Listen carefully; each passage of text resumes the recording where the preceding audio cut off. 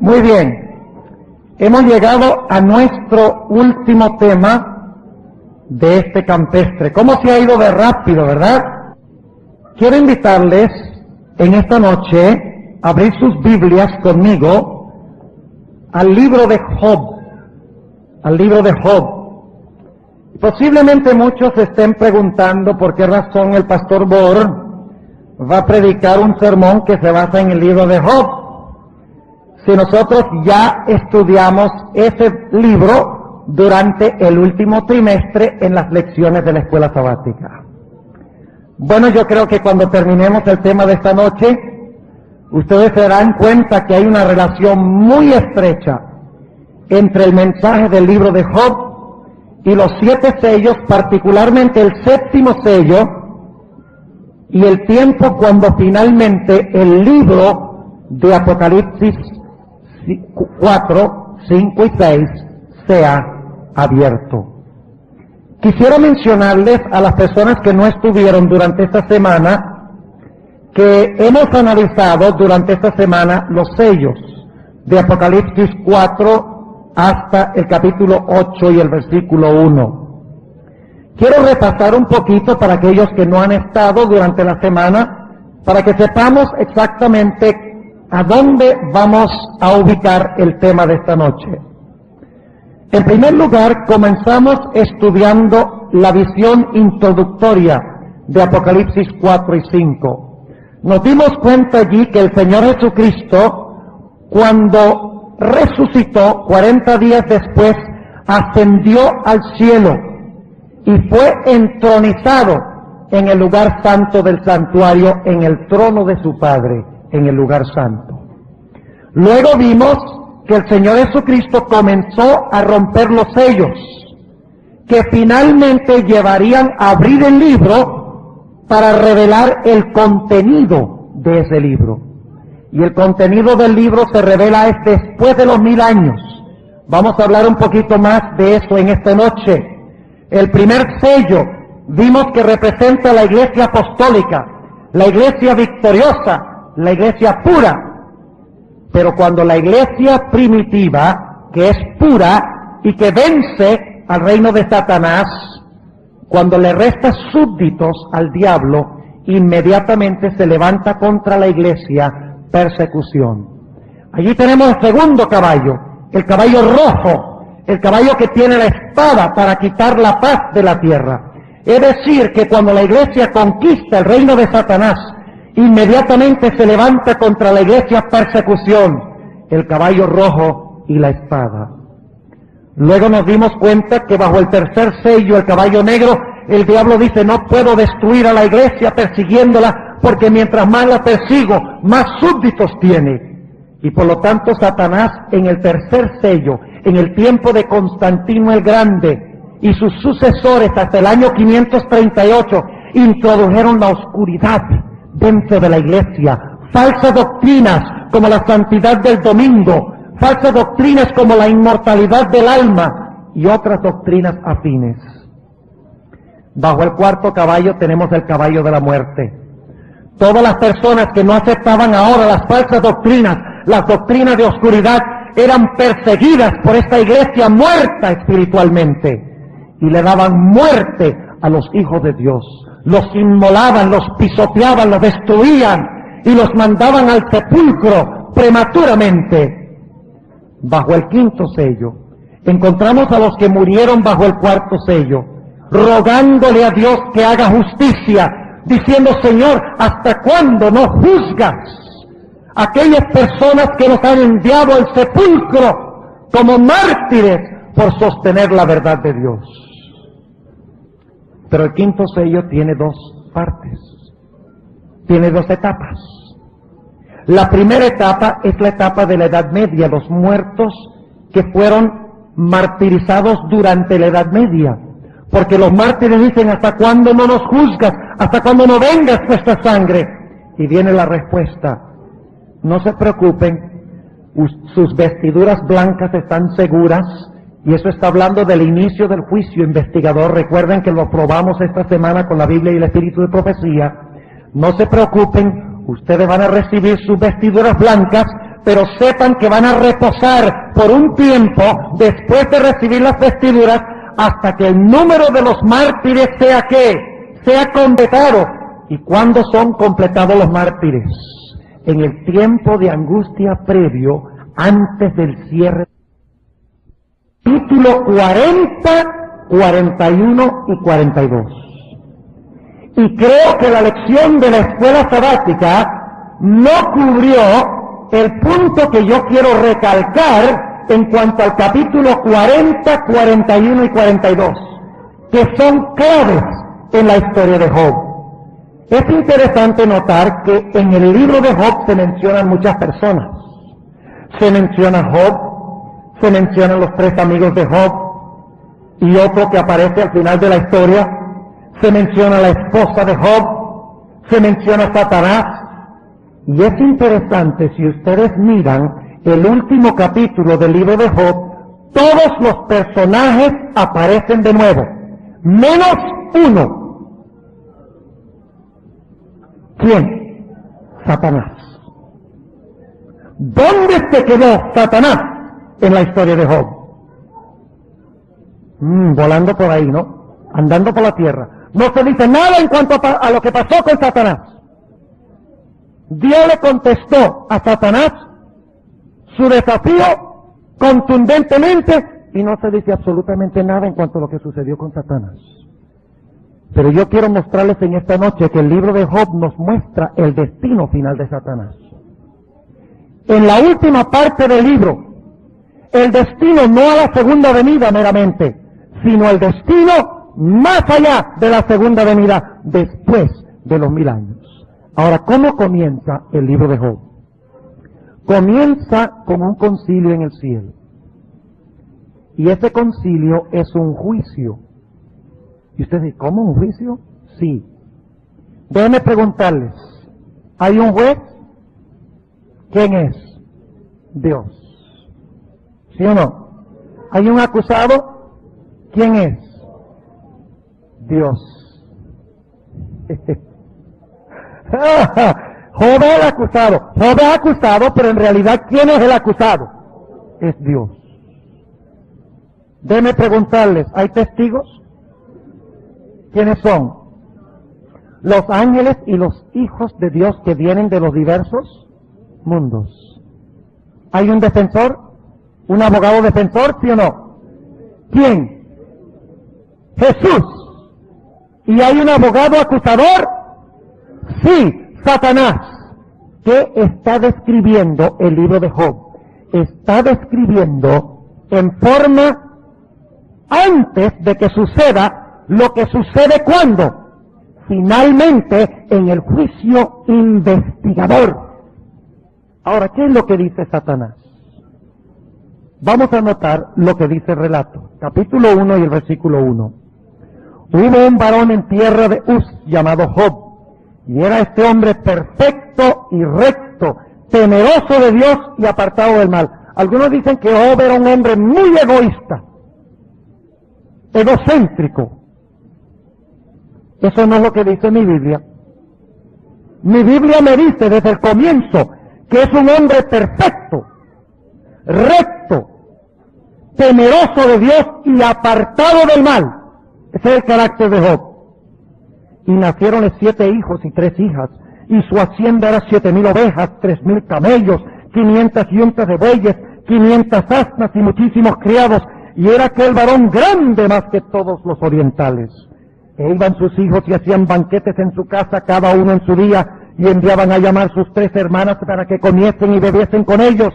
Y acontecía que, habiendo pasado en turno los días del convite, Job enviaba y santificábalos, y levantábase de mañana y ofrecía holocaustos conforme al número de ellos. Porque decía Job, quizá habrán pecado mis hijos, y habrán blasfemado a Dios en sus corazones. De esta manera hacían todos los días. Déjenme preguntarles, ¿Job era un hombre piadoso?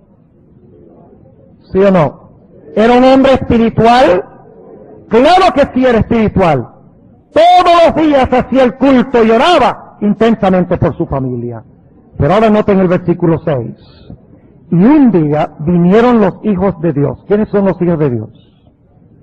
los representantes de los mundos. ¿Saben que cada mundo que Dios creó tiene un representante? ¿Quién fue colocado como representante de este mundo? Adán. ¿Pero quién le robó el puesto? Satanás. Y un día vinieron los hijos de Dios a presentarse delante de Jehová, entre los cuales vino también, ¿quién? Satán. En realidad en el hebreo no dice Satán, dice el Satán. Es decir, que no es un nombre propio, es el acusador. La primera vez en la Biblia que se usa la palabra Satán, en el libro de Job. Ahora, no le echemos mucho la culpa a Job por las tribulaciones que tuvo. Pues es la primera vez que se menciona Satán. Ahora, noten lo que sigue diciendo. Vino el acusador, el Satán. Y dijo Jehová a Satán, ¿de dónde vienes? Y respondió Satán a Jehová, es decir, el acusador a Jehová, de rodear la tierra y de andar por ella, es decir, de cuidar su reino. Y Jehová dijo al acusador, el Satán, ¿no has considerado a mi siervo Job, que no hay otro como él en la tierra, varón perfecto y recto, temeroso de Dios y apartado del mal? Déjenme preguntarles algo. ¿De quién es esta perspectiva de Job? ¿Quién está dando esta perspectiva de Job? Si Jacob fracasó y no era hombre perfecto, recto, temeroso de Dios y apartado del mal, ¿quién era mentiroso? ¿Quién? Dios. Porque Dios mismo dijo que él tenía esa clase de carácter. Versículo 9. Y respondiendo Satán a Jehová dijo, ¿teme Job a Dios de balde? Es decir, teme a Dios gratuitamente, sin interés. ¿No le has tú cercado a él y a su casa, a todo lo que tienen derredor? Al trabajo de sus manos has dado bendición, por tanto su hacienda ha crecido sobre la tierra. Mas extiende ahora tu mano y toca todo lo que tiene, y verás si no te blasfema en tu rostro. Fíjense el desafío. Si Job fracasa, ¿quién queda mal? ¿Job? Sí, pero eso me interesa mucho. ¿Quién queda mal? Dios. Aparecería como ¿qué? Como mentiroso en esta escena del juicio. Ahora, Dios le dice a el acusador, a el Satán, le dice, mira, yo te dejo hacer lo que tú quieras con él, solo que no lo toques. Y ahora fíjense lo que sucede. Satanás es capaz de crear desastres naturales. ¿Qué hizo?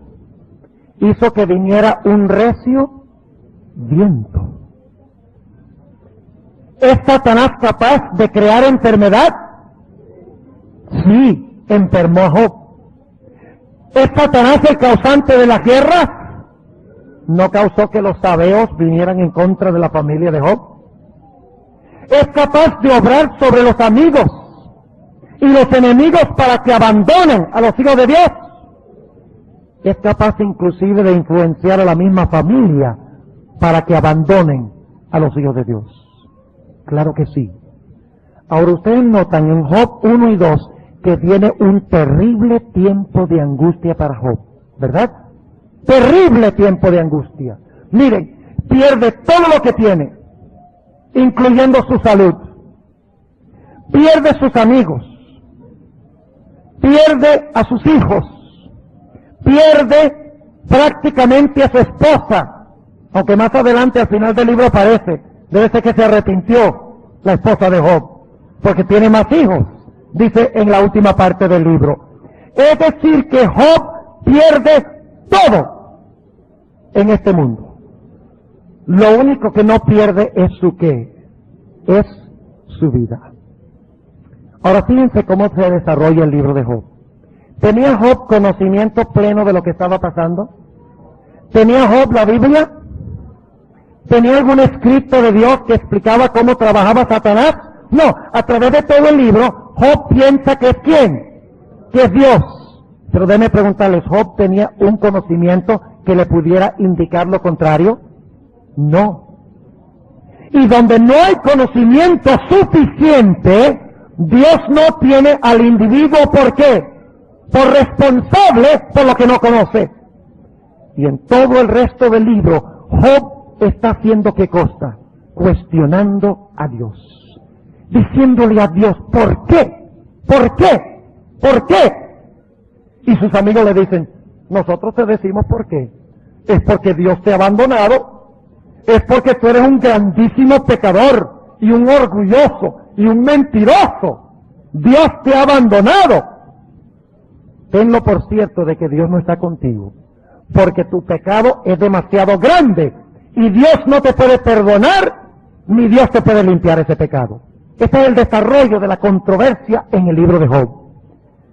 Finalmente llegamos nosotros, y estoy saltando mucho material, porque quiero llegar al meollo de lo que vamos a estudiar en esta noche.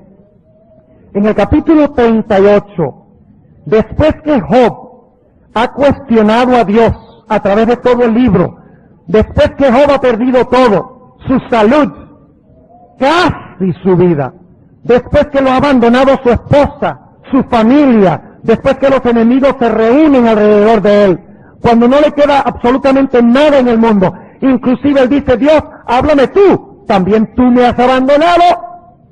¿No pregunta Job eso? Claro que sí. Finalmente llegamos al final del libro. En el capítulo 38 y el versículo 1, por primera vez le habla Dios a Job. Todo el libro se ha desarrollado.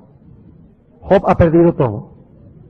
Ha cuestionado a Dios, pero no ha perdido su fe. Cree que Dios le está haciendo esto y no se explica por qué. Sus amigos, que realmente eran enemigos, porque en tiempo de tribulación no estaban con él, le habían dicho que es porque era pecador que le estaba pasando todo esto. ¿Creyó Job lo que ellos estaban diciendo? No, no lo creyó. Y ahora finalmente encontramos que a Dios le toca ahora hablar. Noten lo que dice el versículo 1 y 2. Y respondió Jehová a Job desde un torbellino y dijo, ¿quién es ese que oscurece el consejo con palabras sin sabiduría? ¿Qué le está diciendo Dios a Job? ¿Quién es el que se pone a preguntar sin saber lo que está preguntando? Versículo 2, versículo 3. Ahora ciñe como varón tus lomos, pórtate como hombre, dice Dios. Yo te preguntaré y hazme saber tú. Fíjense qué interesante la pregunta. Hasta ese punto Job le ha hecho preguntas a Dios. Y de repente Dios le dice, bueno Job, ¿ya terminaste? Sí Señor, ya terminé. Ahora me toca a mí. Y luego Dios empieza a describir su grandeza. Fíjense lo que dice el versículo 4 del capítulo 38. Y solamente voy a leer algunos versículos para que veamos qué es lo que Dios está haciendo. Versículo 4. ¿Dónde estabas cuando yo fundaba la tierra? Házmelo saber si tienes inteligencia. El versículo 8. ¿Quién encerró con puertas la mar cuando se derramaba por fuera como saliendo de madre? Porque en la creación el mar cubría el planeta. No había quien contuviera el mar. Dios le dice, ¿estabas tú ahí? Yo me imagino que Job estaría pensando, de verdad que no estuve. Versículo 16. ¿Has entrado tú hasta los profundos de la mar y has andado escudriñando el abismo? La verdad es que no. Versículo 22 y 23. ¿Has tú entrado en los tesoros de la nieve? Y sabemos que la nieve tiene tremendos tesoros mirados debajo del telescopio, del microscopio. ¿O has visto los tesoros del granizo? Lo cual tengo yo reservado para el tiempo de angustia, para el día de la guerra y de la batalla. ¿Cuál batalla? ¿Cuál guerra tiene Dios reservado el granizo? Para el día final. Es una insinuación de que algo tremendo va a ¿qué? Va a ocurrir en el futuro. Y que Dios ha reservado el granizo con una razón especial. El versículo 28. ¿Tiene la lluvia padre? ¿O quién inventó las gotas del rocío? Le pregunta Dios a Job. Y Job dice, yo no sé. En el versículo 31 al 38 habla de los cielos, de los astros, de las constelaciones. Dice Dios, ¿podrás tú impedir las delicias de las Pléyades? ¿O desatarás las ligaduras del Orión? ¿Sacarás a su tiempo los signos de los cielos? ¿O guiarás el Arturo con sus hijos? ¿Supiste tú las ordenanzas de los cielos? ¿Dispondrás tú de su potestad en tierra? ¿Alzarás tú a las nubes tu voz para que te cubra muchedumbre de aguas? ¿Enviarás tú los relámpagos para que ellos vayan y dirán de ellos, henos aquí? Y por cada cosa que Dios dice, ¿qué pasa con Job? Se va encogiendo y encogiendo y encogiendo hasta que está vuelto todo un humanito a la luz de lo que Dios le está diciendo. Pero Dios no ha terminado. En el capítulo 39 ahora Dios habla del reino animal. Le habla del león, del cuervo, de las cabras, del asno montés, del unicornio, del pavo, del avestruz, del caballo, del gavilán y del águila. Y le dice, Job, ¿tú puedes explicar los misterios de todos estos animales? Y ahora Job está vuelto un granito de arena. En el versículo 34 hasta el versículo 38 del capítulo 39 tenemos un pasaje muy importante. A más de eso respondió Jehová a Job y dijo, ¿es sabiduría contender con el Omnipotente? El que disputa con Dios, responda a esto. Versículo 36. Y respondió Job a Jehová y dijo, he aquí que yo soy vil. ¿Había aprendido Job la lección? ¿Sí?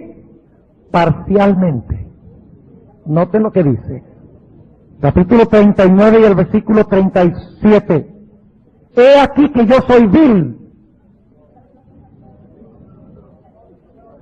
39 y el versículo 37. ¿Perdón? Oh, en algunas Biblias hay una subdivisión diferente. Entonces yo no sé cuál es esa subdivisión. Estoy leyendo donde dice, y respondió Job a Jehová y dijo. 46, muy bien. Con razón la confusión, yo no entendía que yo miro casi tan confundido como Job. Versículo 37. He aquí que yo soy vil. ¿Qué te responderé? Mi mano pongo sobre mi boca. Una vez hablé y no responderé. Aún 2 veces, mas no tornaré a hablar. ¿Qué dijo Job? No voy a qué. No voy a hablar más. Pero no cumplió lo que dijo. Porque después que Dios le revela en el capítulo 40 y 41 algo tremendo, Job se siente impulsado a hablar de nuevo. Ahora, ¿qué de Job en el capítulo 40? Vamos a leer los primeros 9 versículos. Escuchen, aquí está una clave tremenda para entender el libro de Job y la gran controversia entre el bien y el mal. La conclusión de la gran controversia.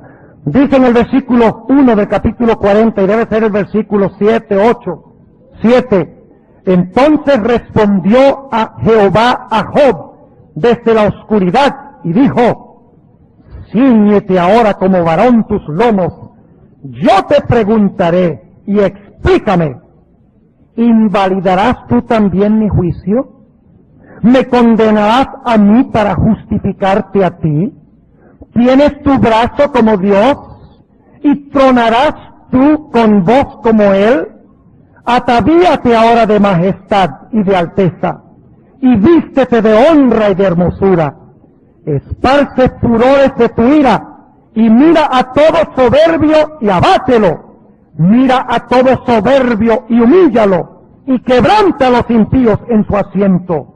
Encúbrelos a todos en el polvo, venda sus rostros en la oscuridad, y yo también te confesaré que podrás salvarte tu diestra. ¿De qué está hablando Dios? Ahora le dice a Job, no solamente hice yo todas las cosas, sino que yo soy el que tengo dominio sobre ¿quiénes? Sobre todos los impíos, sobre los soberbios. Es decir, surgen los impíos. Pero ¿quiénes controlan a los impíos? Hay dos bestias de las cuales ahora va a hablar Job. Una es una bestia de la tierra que traga ríos, Behemoth. Y hay otra bestia que vive en el mar. ¿Qué tenemos en Apocalipsis? Dos bestias. Una que se levanta de la tierra y traga aguas. ¿Sí o no? Y otra bestia que habita en el mar. Ahora fíjense la descripción del primero, Behemoth, versículo 10. Y la palabra Behemoth significa un animal muy grande. Probablemente es el búfalo, no el bisonte, pero el búfalo africano. Dice, he aquí ahora Behemoth, al cual yo hice contigo. Si vamos a identificar un animal de la naturaleza sería como el búfalo acuático. Pero yo creo que estos animales en realidad no existen en la vida real. ¿Perdón? Hipopótamo dice, pero la palabra hebrea es Behemoth, un animal grande, sencillamente, un monstruo grande, es lo que quiere decir. Ponen hipopótamo porque se imaginan que es el hipopótamo, pero ustedes se van a dar cuenta que aquí no está describiendo ningún hipopótamo común y corriente. He aquí ahora, este es el versículo 10 de mi Biblia, debe ser el versículo 15 es, dice, he aquí ahora Behemoth, al cual yo hice contigo. Hierba come como buey. ¿De dónde come el buey? De la tierra. He aquí ahora que su fuerza está en sus lomos y su fortaleza en el ombligo de su vientre. Su cola mueve como un cedro. No suena mucho como un hipopótamo. Y los nervios de sus genitales son entretejidos. Sus huesos son fuertes como bronce y sus miembros como barras de hierro. Él es la cabeza de los caminos de Dios. El que lo hizo puede hacer que su cuchillo a él se acerque. Ciertamente los montes producen hierba para él y toda bestia del campo retosa allá. Echaráse debajo de las sombras, en lo oculto de las cañas y de los lugares húmedos. Los árboles sombríos lo cubren con su sombra, los sauces del arroyo lo cercan. He aquí que él tomará el río sin inmutarse, y confiase que el Jordán pasará por su boca. Tomarálo alguno por sus ojos en armadijos y horadará su nariz. ¿Qué significa este último versículo? Hay alguien que puede agarrarlo y ¿qué? Y domarlo. Esa bestia de la tierra que traga ríos. Sí, pero no es Job. Ahora en el capítulo 41 aparece otra bestia. Esta es una bestia del mar que se llama Leviatán.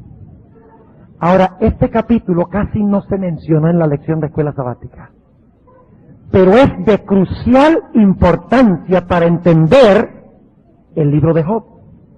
Porque el Leviatán también es un animal que no existe en la vida real. Y notemos quién es.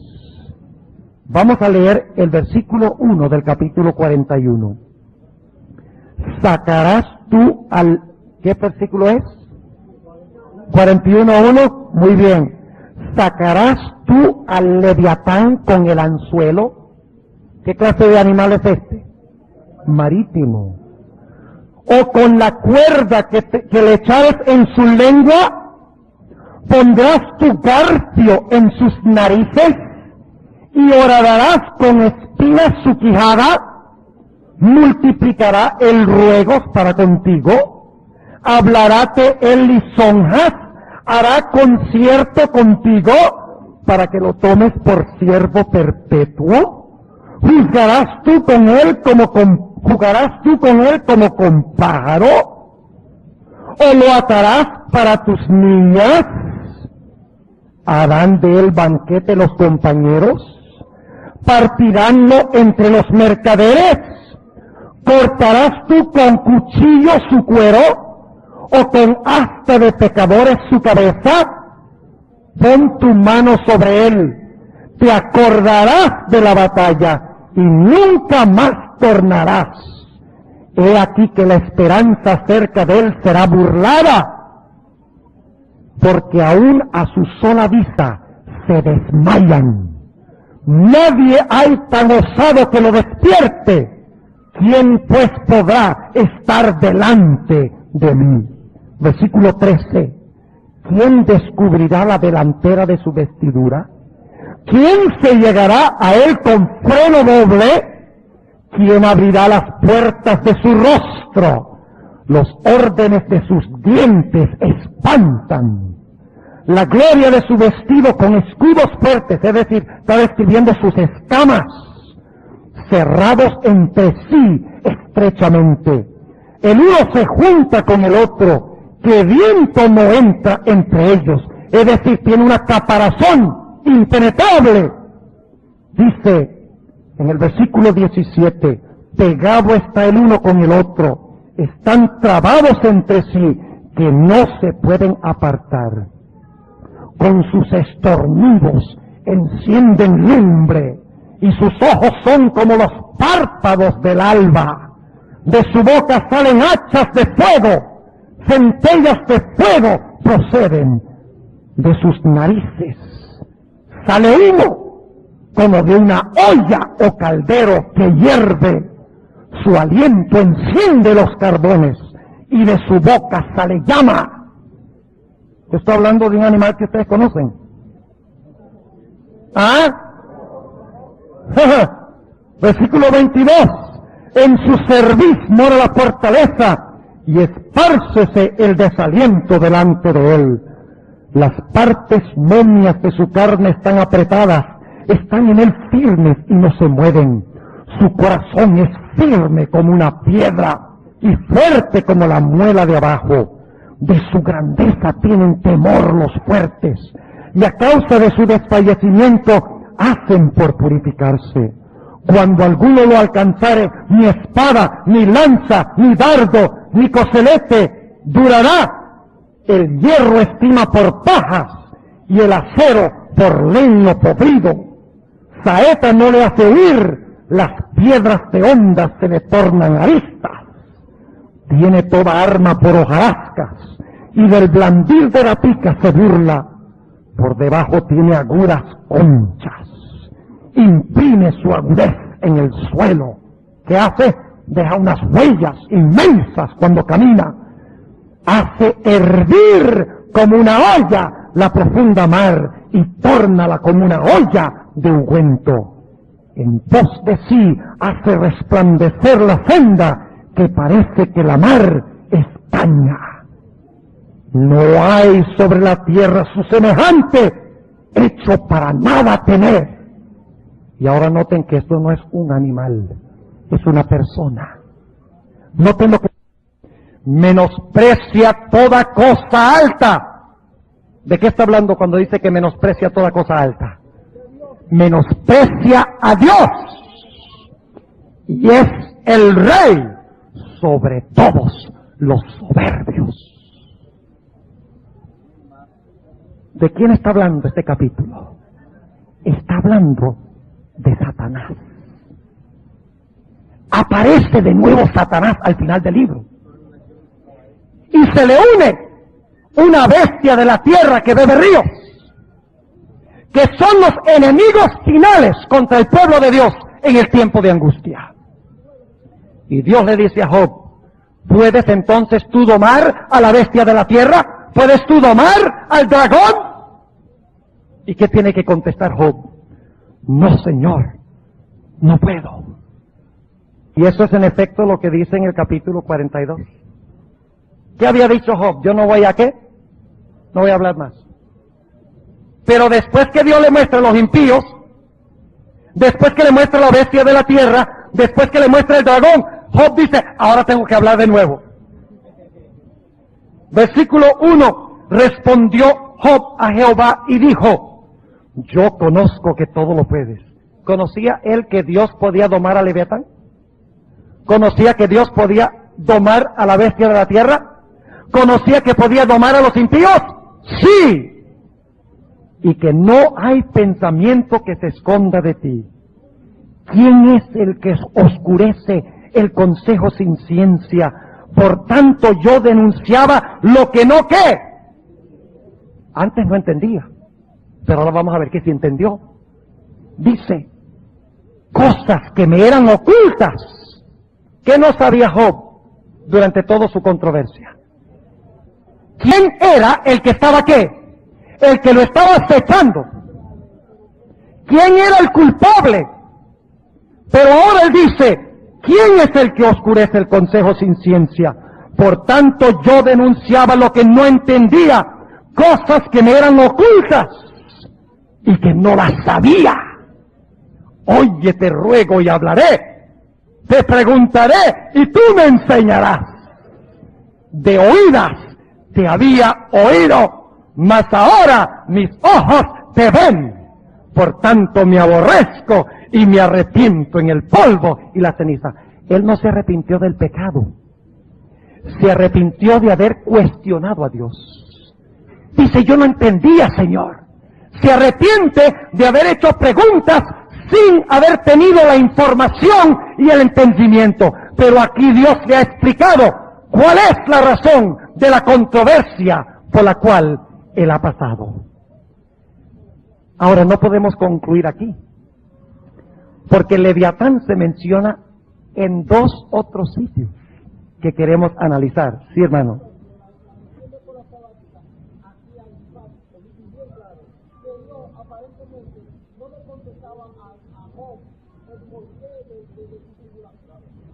Sí.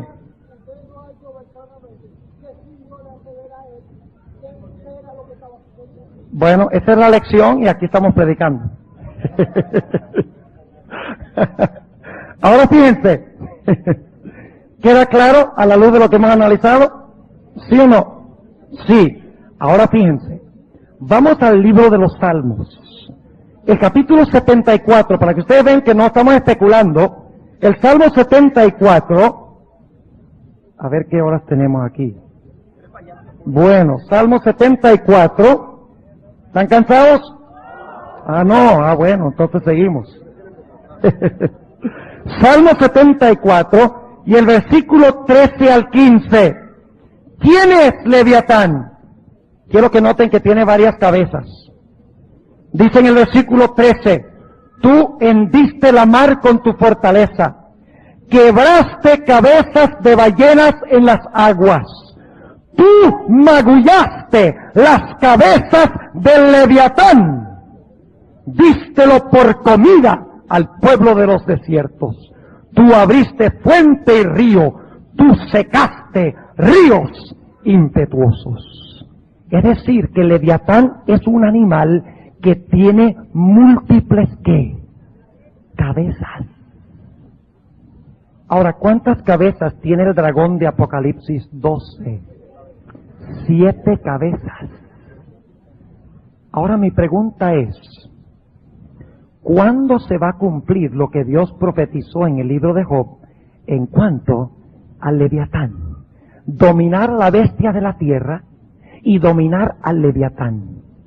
La respuesta la encontramos en el libro de Isaías. Vamos al libro de Isaías. Y vamos a hablar en primer lugar de la media hora, o la casi media hora de silencio. Porque no es media hora, es casi media hora. Media hora simbólicamente serían 7 días y medio. Pero como dice casi media hora, interpretamos eso como 7 días a la luz del hecho de que en la Biblia constantemente se menciona el número 7 como el número perfecto. Ahora, esa media hora de silencio representa el tiempo que toma Jesús para venir del cielo a la tierra con todos los habitantes del cielo, quedando el cielo vacío, para rescatar a los mártires que murieron en la Edad Media, los mártires que murieron en la tribulación final, luego los que murieron a través de todos los siglos, para rescatar los 144,000 sellados, cuando Cristo viene en poder y gloria para rescatar a su pueblo. Y así es que Isaías empieza describiendo eso.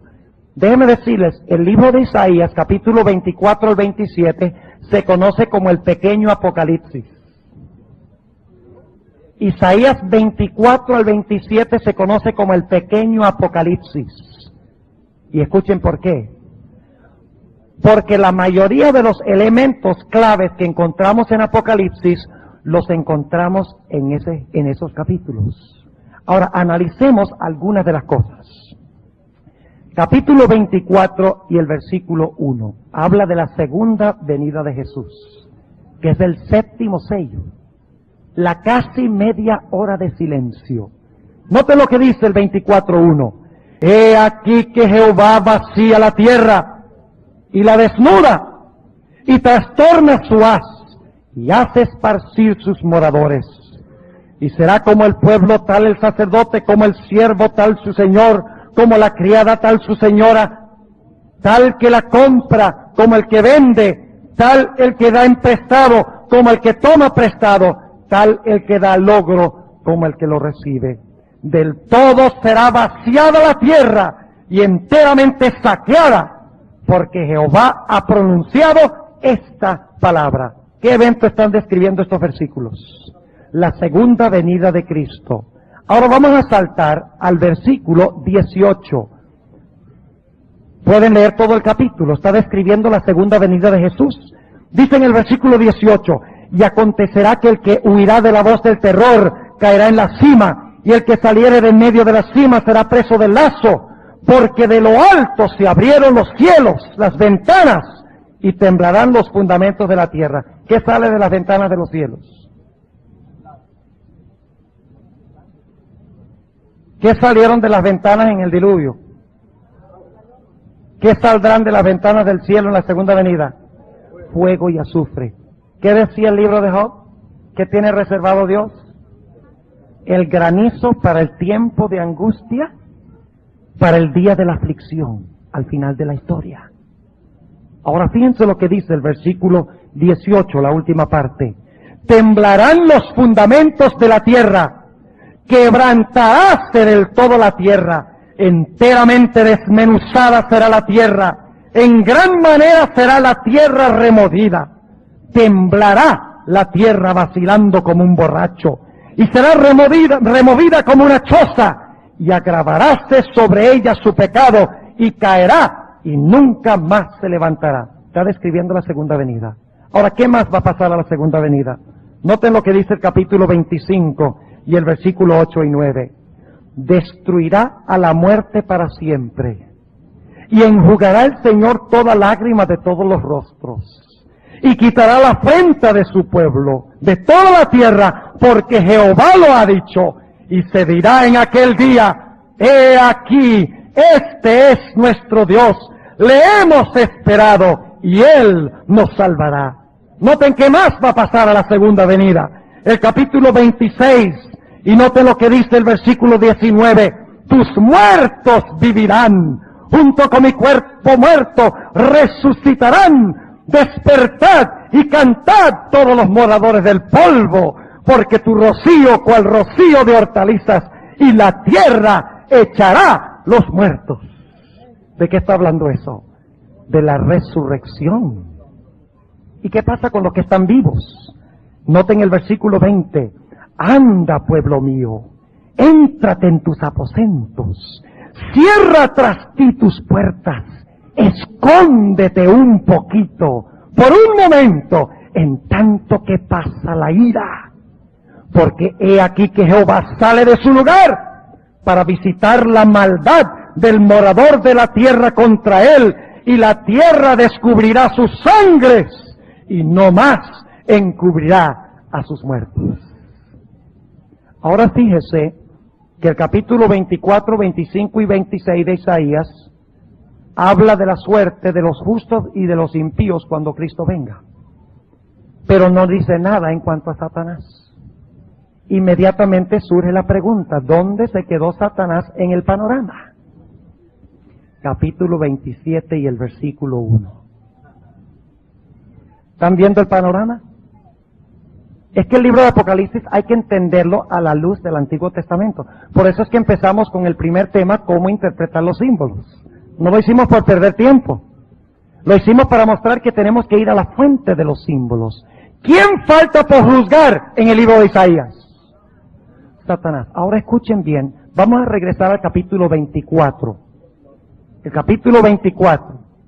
Babilonia es juzgada. Si ustedes lo leen en el capítulo 25, habla de los impíos y de Babilonia. No vamos a leer los versículos, pero en el capítulo 25, léanlo. Ahí está la destrucción de Babilonia, de todos los impíos. Ahora, noten lo que dice el capítulo 24 y el versículo 21. Y acontecerá en aquel día, ¿cuál día? El día de la segunda venida de Cristo. Eso es lo que está describiendo el capítulo 24. Que Jehová visitará sobre el ejército sublime en lo alto. Cuando Cristo venga, Él va a visitar al ejército sublime en lo alto. ¿Quién es el ejército sublime en lo alto? ¿Cuáles ángeles? ¿Los buenos o los malos? ¿Esta visita es amistosa? No, señor. ¿Quién es el príncipe del poder del aire? No estamos luchando contra carne y sangre, sino contra principados y potestades, contra poderes espirituales. ¿Dónde? En los ángeles. ¿Los buenos o los malos? ¿Esta visita es amistosa? No, señor.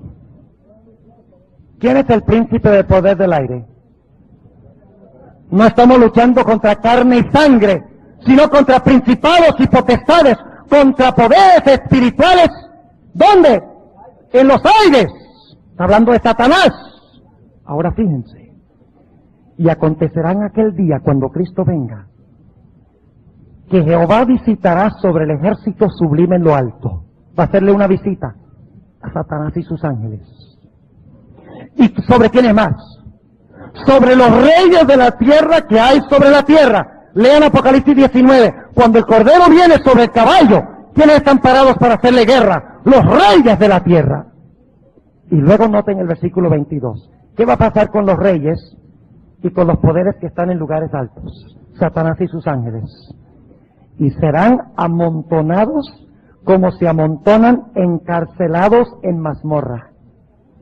Y en prisión quedarán encerrados. Y serán visitados después de muchos días. ¿Cuántos días? 1000 años. Es decir, que el plan de Dios no termina a la segunda venida de Cristo. El libro no se abre a la segunda venida. Se rompe el séptimo sello a la segunda venida. La media hora de silencio, la casi media hora de silencio. Cristo y todo el cielo es vaciado. El cielo se queda vacante, sin nadie. Y Cristo viene a la tierra y según Apocalipsis 20, 1 al 3, amarra ¿a quién? Amarra en prisión a Satanás y sus ángeles. Y también los impíos quedan amarrados porque están muertos y Satanás no los puede usar. Pero dice que después de muchos días, 1000 años, serán visitados. ¿Y qué va a hacer Dios en esa visita? Aquí es que tenemos que ir al capítulo 27. Quedó faltando Mr. Leviatán en el panorama. Ya Cristo vino por segunda vez. Le hizo la visita a los poderes del aire, Satanás y sus ángeles. A los poderes de la tierra los visitó, los puso en prisión. Pero ¿qué pasa con el que usaba todos estos? El que usaba a las multitudes del mundo para lograr sus propósitos. será visitado después de muchos días. ¿Y qué hará Dios con Leviatán? Versículo 1 del capítulo 27. En aquel día Jehová visitará con su espada dura, grande y fuerte sobre el Leviatán, serpiente rolliza, y sobre el Leviatán, serpiente retuerta, y matará al dragón que está en la mar. ¿Alguna conexión con el libro de Job? Claro que sí. Ahora, para entender bien qué es lo que va a hacer Dios, porque dice que lo va a matar ¿dónde? En el mar. A la serpiente, al dragón, lo va a matar en el mar. Ahora, ¿qué representa el mar en la Biblia? Muchedumbres de gentes y pueblos. ¿Cuándo se cumple finalmente esto? Aquí llegamos al clímax del tema de los sellos. Ahora ustedes se dan cuenta de la conexión con los sellos. Al clímax de los sellos. La Biblia dice que Satanás y sus ángeles reunirán a todos los seres humanos alrededor de la santa ciudad después de los 1000 años. Satanás ha sido soltado de su prisión. Las muchedumbres han sido resucitadas. Ahora Satanás engaña a las muchedumbres, a los mares de gente. Dice que su número es como la arena de ¿qué? Del mar.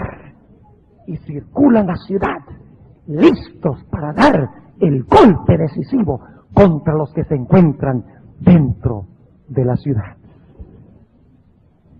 Cuando están a punto de atacar, se abre el libro de Apocalipsis 5. ¿Sí? ¿Cuántos han estado durante esta semana acá? Se abre el libro de Apocalipsis 5. ¿Y qué tiene ese libro? ¿Recuerdan la cita de la hermana Juan y los que estuvieron?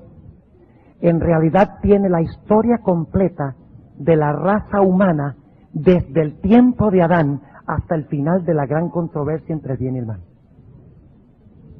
Y ahora Dios va a abrir ese libro y va a revelar en una vista panorámica toda la historia del planeta Tierra y la historia individual de cada uno, incluyendo Satanás y sus ángeles. Quiero leer algunos de los párrafos que describen esta escena. Y luego vamos a ver cómo termina Leviatán.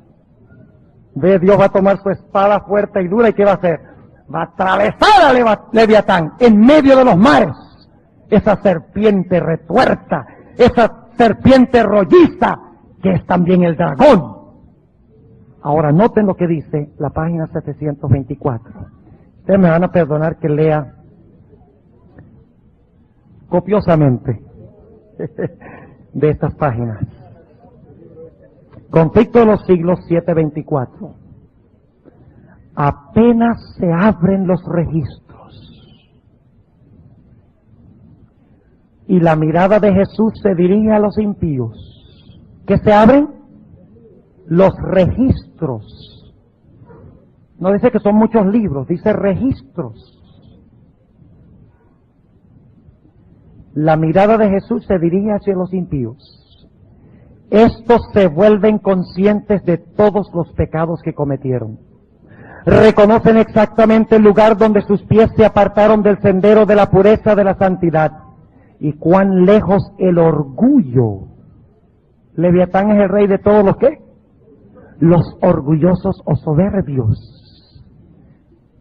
Y cuán lejos el orgullo y la rebelión los ha llevado en el camino de la transgresión de la ley de Dios. Las tentaciones seductoras que ellos fomentaron cediendo al pecado, las bendiciones que pervirtieron, su desprecio de los mensajeros de Dios, los avisos rechazados, la oposición de corazones obstinados y sin arrepentimiento, todo esto sale a reducir como si estuviese escrito con letras de fuego. Por encima del trono se destaca la cruz, y como en vista panorámica aparecen las escenas de la tentación, la caída de Adán y las fases sucesivas del gran plan de la redención. ¿Qué es lo que contiene el libro? todo el plan de redención. El humilde nacimiento del Salvador, su juventud pasada en la sencillez y en la obediencia, su bautismo en el Jordán, el ayuno y la tentación en el desierto, su ministerio público que reveló a los hombres las bendiciones más preciosas del cielo, los días repletos de obras de amor y misericordia, y las noches pasadas en oración y vigilia en la soledad de los montes, las conspiraciones de la envidia, del odio y de la malicia con que se recompensaron sus beneficios, la terrible y misteriosa agonía en Getsemaní, bajo el peso anonadador de los pecados de todo el mundo, la traición que le entregó en manos de la turba asesina, los terribles acontecimientos de esa noche de horror, el preso resignado y olvidado de sus discípulos más amados, arrastrado brutalmente por las calles de Jerusalén, el Hijo de Dios presentado con visos de triunfo ante Anás, obligado a comparecer en el palacio del sumo sacerdote, en el pretorio de Pilato, ante el cobarde y cruel Herodes, ridiculizado, insultado, atormentado y condenado a muerte. Todo eso está representado a lo vivo. Luego, ante las multitudes agitadas, se reproducen en las escenas finales. El paciente varón de dolores pisando el sendero del Calvario, el príncipe del cielo colgado de la cruz, los sacerdotes altaneros y el populacho escarnecedor ridiculizando la agonía de su muerte, la oscuridad sobrenatural, templan la enormidad de su culpa, en vano procuran esconderse ante la divina majestad de su presencia, que sobrepuja el resplandor del sol, mientras que los redimidos echan sus coronas a los pies del Salvador, exclamando: Él murió por mí. Y luego procede a hablar de la historia de la iglesia cristiana. Entre la multitud de los rescatados están los apóstoles de Cristo, el heroico Pablo, el ardiente Pedro, el amado y amoroso Juan y sus hermanos de corazón leal, y con ellos la inmensa hueste de los mártires, mientras que fuera de los muros, con todo lo que es vil y abominable, se encuentran aquellos que los persiguieron, encarcelaron y mataron. Ahí está Nerón, monstruo de crueldad y de vicios, y puede ver la alegría y el triunfo de aquellos a quienes torturó, y cuya dolorosa angustia le proporcionara deleite satánico. Su madre está allí, para ser testigo de los resultados de su propia obra, para ver cómo los malos rasgos de carácter transmitidos a su hijo y las pasiones fomentadas y desarrolladas por la influencia y el ejemplo de ella produjeron crímenes que horrorizaron al mundo. Allí hay sacerdotes y prelados papistas que dijeron ser los embajadores de Cristo y que no obstante emplearon instrumentos de suplicio, calabozos y hogueras para dominar las conciencias de su pueblo. Allí están los orgullosos pontífices que se ensalzaron por encima de Dios y que pretendieron alterar la ley del Altísimo. Aquellos así llamados padres de la Iglesia tienen que rendir a Dios una cuenta de la que bien quisieran librarse. Demasiado tarde ven que el Omnipotente es celoso de su ley y que no tendrá por inocente al culpable de violarla. Comprenden entonces que Cristo identificaba sus intereses con los de su pueblo perseguido y sienten la fuerza de sus propias palabras: en cuanto lo hicisteis a uno de estos más pequeños, de estos mis hermanos, a mí lo hicisteis. Todos los impíos del mundo están de pie ante el tribunal de Dios, acusados de alta traición contra el gobierno del cielo. No hay quien sostenga ni defienda la causa de ellos, ni siquiera Leviatán, a quien tenían como líder. Esas son mis propias palabras. Sigue diciendo: no tienen disculpa. Y se pronuncia contra ellos sentencia, la sentencia de la muerte eterna. Ahora escuchen bien. Aquí es que Leviatán va a morir en medio de los mares. Y Dios va a usar la espada, no de él, sino la espada de las mismas aguas donde habitaba Leviatán. Escuchen. Es evidente para todos que el salario del pecado no es la noble independencia y la vida eterna, sino la esclavitud, la ruina y la muerte. Los impíos ven lo que perdieron con su vida de rebeldía. Despreciaron el maravilloso don de eterna gloria cuando les fue ofrecido. Pero cuán deseable no les parece ahora. Todo eso, exclama el alma perdida, yo habría podido poseerlo, pero preferí rechazarlo. Oh sorprendente infatuación. He cambiado la paz, la dicha y el honor por la miseria, la infamia y la desesperación. Todos ven que su exclusión del cielo es justa. Por sus vidas declararon, no queremos que este Jesús reine sobre nosotros. Ahora escuchen bien, si Dios no abre el libro ante los impíos, al final de la historia, nunca se podría resolver la gran controversia entre el bien y el mal. Porque es necesario que los mismos impíos, Satanás y sus ángeles, reconozcan ¿qué cosa? Que Dios ha sido justo y amoroso. Es decir, que en el libro está en tela de juicio el mismo carácter de Dios. Y cuando se abre el libro, el carácter de Dios es vindicado. Ha sido vindicado antes ante los ángeles en el juicio previo a la segunda venida. Ha sido vindicado ante sus hijos durante los 1000 años. Ahora será vindicado al final del milenio ante todo el universo y especialmente los impíos. Sigue diciendo, como fuera de sí, los impíos han contemplado la coronación del Hijo de Dios. Ven en las manos de Él las tablas de la ley divina, los estatutos que ellos despreciaron y transgredieron. Son testigos de la explosión de admiración, arrobamiento y adoración de los redimidos. Y cuando las ondas de melodía inundan a las multitudes fuera de la ciudad, todos exclaman a una voz, esto está hablando de los impíos, grandes y maravillosas son tus obras, oh Señor Dios Todopoderoso. Justo y verdaderos son tus caminos, oh Rey de los siglos. Y cayendo prosternados, adoran al Príncipe de la vida. Ahora escuchen lo que pasa. Los impíos se dan cuenta que han sido excluidos del cielo por su propia culpa. Pero se dan cuenta que hay otro que tiene mayor culpa que ellos. Ahora leo en la página 730. Ahora vamos a hablar de Leviatán. Cuando Dios lo va a matar en medio del mar. Noten lo que dice.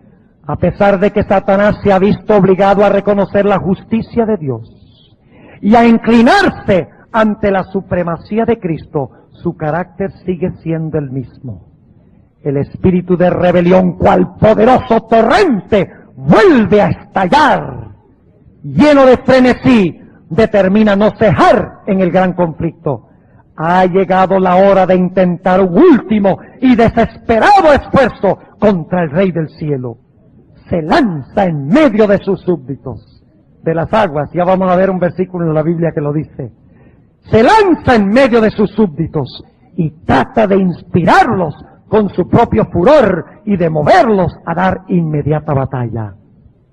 Pero entre todos los innumerables millones a quienes indujo engañosamente a la rebelión, no hay ahora ninguno que reconozca su supremacía. Su poder ha concluido. Los impíos están llenos del mismo odio contra Dios que el que inspira a Satanás, pero ven que su caso es desesperado, que no pueden prevalecer contra Jehová. Se enardecen contra Satanás y contra los que fueron sus agentes. Miren, de torno en ceniza sobre la tierra. Ante los ojos de todos los que te ven, serás ruinas y no existirás para siempre. Quiero leer un versículo de Ezequiel 28 que la sierva de Dios nos cita en este pasaje. Pero es el mismo pasaje que acabamos de notar en el conflicto de los siglos. Capítulo 28, Y vamos a leer en el versículo 4.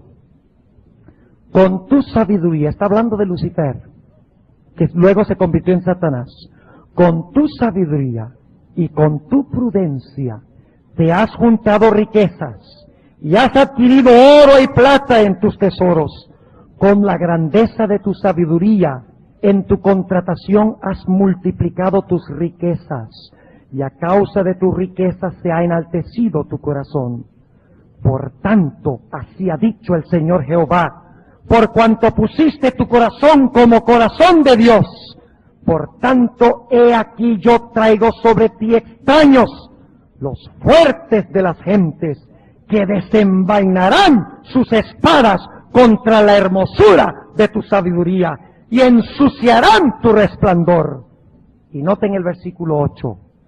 A la huesa te harán descender, y morirás de las muertes de los que mueren en medio de los mares. ¿Cómo va a morir Satanás? Ahogado por sus propias gentes. Y quiero concluir en esta noche leyendo lo que va a suceder después que Dios ha mostrado el libro. Se ha concluido la gran controversia entre el bien y el mal. Los hijos de Dios, a quienes Satanás les quitó todo, como a Job, les quitó sus casas, el dinero, los amigos, la familia, el trabajo, la salud, la libertad. Todo se lo quitó. Ahora Dios recompensará a esos que sufrieron el tiempo de angustia y les dará mucho más que lo que tenían antes, como hizo con Job. Dice en el último párrafo del conflicto de los siglos, el gran conflicto ha terminado. Ya no hay más pecado ni pecadores. Claro, algunas iglesias enseñan que Dios tendrá un rincón en el universo a donde los impíos se van a quemar y gritar por la eternidad. No se habría resuelto el problema del pecado. El gran conflicto ha terminado. Ya no hay más pecado ni pecadores. Todo el universo está purificado. La misma pulsación de armonía y gozo late en toda la creación. De aquel que todo lo creó manan vida, luz y contentamiento por toda la extensión del espacio infinito. Desde el átomo más imperceptible hasta el mundo más vasto, todas las cosas, animadas e inanimadas, declaran en su belleza sin mácula y en júbilo perfecto que Dios es amor. ¿Quién es el único que va a dominar a la bestia de la tierra? ¿Quién es el único que va a dominar a Leviatán? Dios. Destruirá Dios el pecado y los pecadores, pero no lo hará antes que todos vean el libro abierto y confiese todo el universo que Dios es justo y amoroso. Hermanos y hermanas, yo quiero preguntar al concluir en esta noche, ¿cuántos de los presentes quieren decirle con toda honestidad de corazón al Señor Jesucristo, a la luz de lo que hemos estudiado en los sellos, y específicamente esta noche, yo no quiero que el rey de mi vida sea el rey de los soberbios, de los orgullosos, el rey del pecado? Yo quiero que el rey de mi vida sea el Rey de Reyes y el Señor de Señores. Yo quiero que Jesús entre a mi corazón y me ablande ese corazón orgulloso, ese corazón pecaminoso, y que escriba los principios de su ley en mi corazón, en mi mente. En esta noche yo quiero preguntar, ¿es ese el deseo sincero de todos ustedes y están dispuestos de hacer cualquier cosa que sea necesaria para lograrlo? ¿Cuántos quieren colocarse de pie y decirle al Señor Jesús, yo escojo estar dentro de la ciudad? Yo quiero ver ese panorama dentro de la ciudad. Yo quiero estar con el Rey de Reyes y Señor de Señores. Gloria al Señor. El hermano tenía una pregunta y luego vamos a tener la oración. Vamos a tener la oración y después la pregunta. Oremos. Padre Celestial, durante esta semana hemos estudiado los sellos. Hemos visto que tienen un mensaje glorioso para tu pueblo. ¡Qué mensaje tan alentador! ¡Qué esperanza tan grande nos dan los sellos! Ya nos hemos dado cuenta que los sellos no deben asustarnos, que no están envueltos en misterio, sino que revelan los pasos que Jesús toma en la historia para que pueda llevar al hogar eterno a sus hijos y pueda vindicar su carácter ante todo el universo. Oh Señor, queremos estar dentro de la ciudad con Jesús. Lo amamos tanto.